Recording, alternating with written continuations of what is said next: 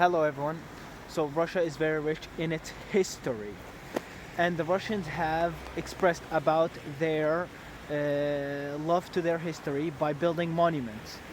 And so I'm in a city called Penza, and they have monuments dedicated to this city and to the country itself too. I will be showing you guys some of both monuments, like the ones dedicated to this city and ones dedicated to the country in general in this part. As you guys can see, it is sunny out today. Very beautiful weather. Love the weather. Getting some vitamin D today. Free vitamin D. No need for medicine. Yeah.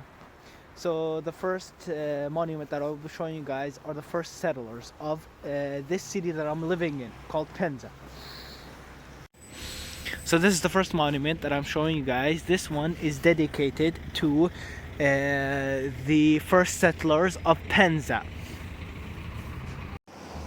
So this is the writing on it. I'm not sure if you guys can see that in the camera.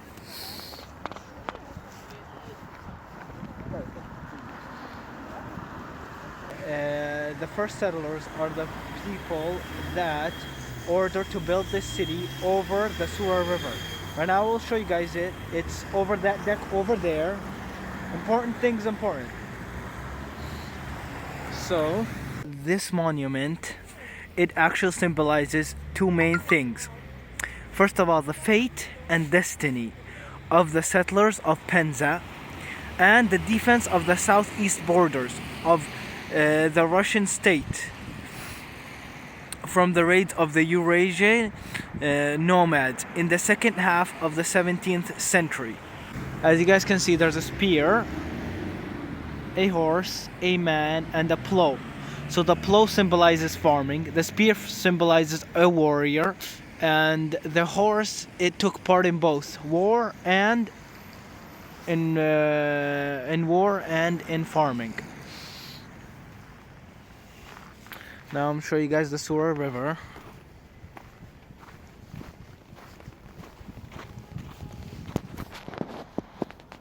There it is. Can you guys see it?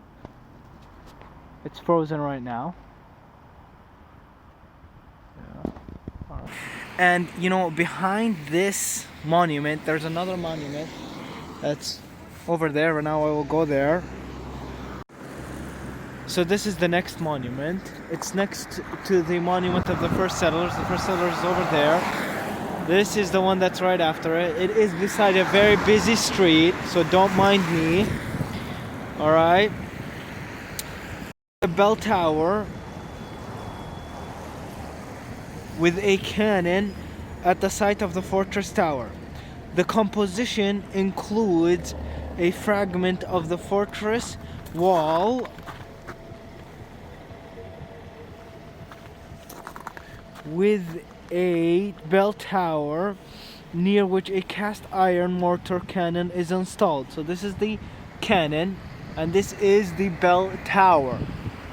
So when the large wall was built, a ditch was dug in front of it. So this ditch was they filled it with water, and they filled it with iron spikes and large sharpened sticks, so it can prevent the enemy, prevent the enemy from coming in to the city and raid it easily. These fragments were part of the large wall that was used to defend this city, and at the corners of the wall there were watchtowers that were served to protect the city until the 18th century. So one of the most terrible raids happened in the 18th century, and it was called the Kuban pogrom. This raid went down in history. So parts throughout this structure, which is the wall, they were destroyed into smithereens. But Penza kept resisting, and it withstood the raid. Thanks to its location, the courage of its garrison, and the cannons with the muskets that were all used.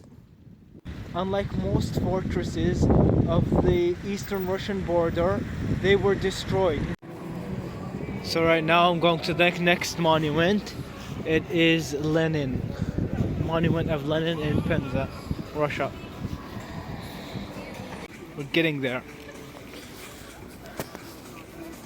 Can you guys see it from far away? I'm gonna get close to it right now. So this is the monument of Lenin. It is located near Lenin Square, right by McDonald's. As you guys see, this is the Lenin Square. And that's McDonald's right in front of me. And so when creating the monument, the proportions were deliberately violated in order to give Lenin a more decisive look and to emphasize some features. I don't know, it's not that clear. One sec, let me get close. There he is. As you guys can see, people are skateboarding in this cold weather. It is almost -8 or -10. Wow, very cool. They're skateboarding around Lenin Square. That's cool. Alright. He is the immortal symbol of the revolution. This reputation was created for him by his successor Stalin, though his relatives didn't approve of it. Of course, if you know about Russian history, you will find this structure very interesting. He was the leader of the Russian Revolution in 1917. And this Russian Revolution was a success. Its goal was to overthrow the Tsarist regime. He was successful. And he who founded the Soviet Union under the teachings of Karl Marx. Lenin, he died in 1924 after him Stalin took charge. So there was this really unique story that I want to share with you guys while I was reading the history of Lenin. So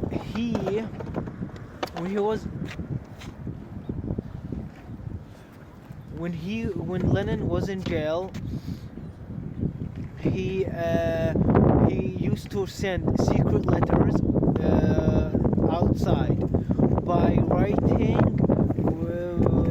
with milk. So he used to have a writing tool, and milk with bread. He would make the bread like a pot and put in it milk. And with the writing tool, he would write on the paper, and only people that knew the secret knew how to read it. The secret was to hold the paper over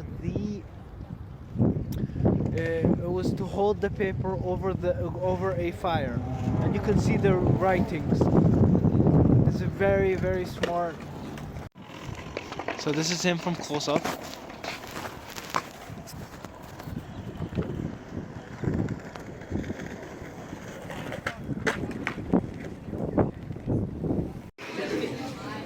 Came in for some coffee.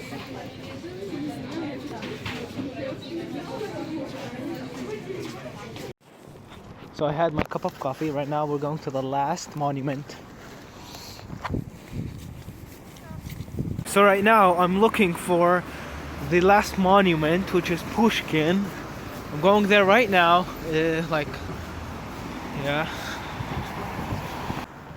Yep, there's Pushkin. So this is Pushkin. He is the father and the founder of the Russian literature. Pushkin is Russian-African mix. His great-grandfather, he was from Ethiopia or the Cameroon. It's unclear exactly from which country. And he was a chief military engineer for the Russian army. If you were to come to a Russian and ask them who is the greatest poet in your history, they would say Pushkin. He is the genius who invented the modern Russian language. And if you were to read any writer before him, you would quit reading after probably the first page. Pushkin minimized the written language and removed all unnecessary archaic figures of speech, but left all the beauty of the Russian language and wealth. He avoided drifting into random dialects. He wrote books that were accessible to everyone and everyone understood. Pushkin, he was a womanizer. He had 29 duels with other men over women. His last duel was over his wife. He overheard that she had affairs with a certain man, with a man, and so he challenged him to a duel. The end result of this duel was that both were both men were injured, Pushkin and his opponent. But Pushkin was critically wounded, and 2 days later he was dead at the age of 37 years old. If you found this information interesting, like, share, and subscribe.